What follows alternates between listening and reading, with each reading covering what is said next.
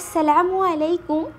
আজ নতুন একটি রেসিপি নিয়ে আপনাদের মাঝে আমি হাজির হয়ে গেলাম। বাঁধাকপি রেসিপি। আর এই বাঁধাকপি চপ আপনারা সামনে রমজান, এই রমজানও কিন্তু ঝটপট তৈরি করে ফেলতে পারেন। আর এটা একবার খেলে কিন্তু বারবার তৈরি করতে মন চাইবে, এতটাই মজা লাগে। তো চলুন আমার তৈরি করতে যা যা লাগছে।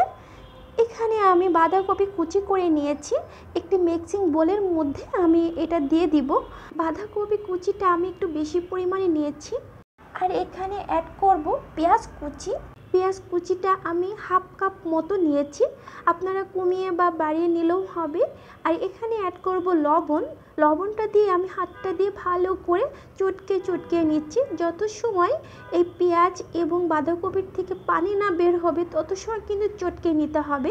তো দেখেন এইভাবে পানি বের হয়ে গেছে, আমি আলাদা করে নিচ্ছি পানির থেকে এই বাঁধাকপি পেঁয়াজ। এভাবে চেপে পানিগুলো আমি বের করে নিচ্ছি। এতে করে যখন আমি চপ বা পাকোড়া তৈরি করব বাঁধাকপির, তখন কিন্তু তেলে দেওয়ার সময় ভেঙে না যায় এজন্য, আর যাতে ক্রিস্পি হয় এজন্য এই অবশিষ্ট পানিটা আমি ফেলে দিয়ে সিদ্ধ করে রাখা আলু দিব এবং গাজর কুচি আমি দিয়ে দিচ্ছি। এটা গ্রেটার দিয়ে আমি গ্রেট করে রেখেছিলাম। গাজর কুচি আমি 1 কাপ দিচ্ছি। আর এখানে অ্যাড করব রসুন কুচি, আর অ্যাড করব কাঁচামরিচ কুচি। কাঁচামরিচটা আপনারা কমিয়ে বা বাড়িয়েও দিতে পারেন। এখানে ধনিয়া পাতা কুচি দিয়ে দিচ্ছি এবং অ্যাড করে দিব আদা আর জিরা পেস্ট করে রেখেছিলাম, এটাই 1 চা চামচ দিলাম। এখানে দিয়ে হাতটা দিয়ে ভালো করে মধ্যে নিচ্ছি, সব উপকরণ যাতে ভালো করে ম্যাশ হয়ে যায়। আমি হাতটা দিয়ে ম্যাশ করে নিয়েছি। এখানে অ্যাড করব স্বাদ মতো লবণ এবং লাল মরিচের গুঁড়া 1/2 চা চামচ, ধনিয়া গুঁড়া 1/2 চা চামচ। এইবার অ্যাড করে দিব নুডলসের মশলা 1 প্যাকেট, আপনারা এটা স্কিপও করতে পারেন। আর এখানে অ্যাড করে দিব ময়দা 1/2 কাপ মতো নিয়েছি। আর অ্যাড করে দেব কর্নফ্লাওয়ার। কর্নফ্লাওয়ারটা দেওয়ার কারণে এই চপটা অনেকটা ক্রিস্পি হবে, এই জন্য আপনারা এখানে চাউলের গুঁড়া দিলেও হবে।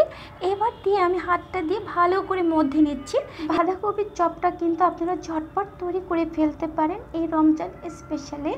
তো এটা আমি ছাইড করে রেখে দিয়ে এখানে আমি বিস্কিটের গুঁড়া নিয়েছি, আর এখানে একটি ডিম নিয়েছি। একটি বোলের মধ্যে নিয়ে ভালো করে কাঁটা চামচের সাহায্যে মিশিয়ে নিচ্ছি। এই যেভাবে ফেটানো হয়ে গেছে, এটা আমি সাইড করে রেখে দেব। এখন আমি বাঁধাকপির এই পুরটা এভাবে গোল গোল করে নিচ্ছি, আপনারা আপনাদের পছন্দ মতো শেপটা দিয়ে দেবেন। এখন আমি বিস্কিটের গুঁড়ার মধ্যে কোট করে নিয়ে এই ডিমের মধ্যে মুড়িয়ে নিয়ে এইভাবে আবারও বিস্কিটের গুঁড়ার মধ্যে কোট করে নিচ্ছি। এটা কিন্তু ডাবল কোটিং হবে। এইভাবে সব চপগুলো আমি তৈরি করে নিব। এদিকে একটি কড়াইতে পর্যাপ্ত পরিমাণে তেল নিয়ে আমি এই চপগুলো ভেজে নেব। এক এক করে আমি সব দিয়ে দেব এইভাবে। এখন উল্টিয়ে পাল্টিয়ে নিচ্ছি। এইভাবে যখন লাল লাল হবে তখন আমি তুলে নেব তেল থেকে।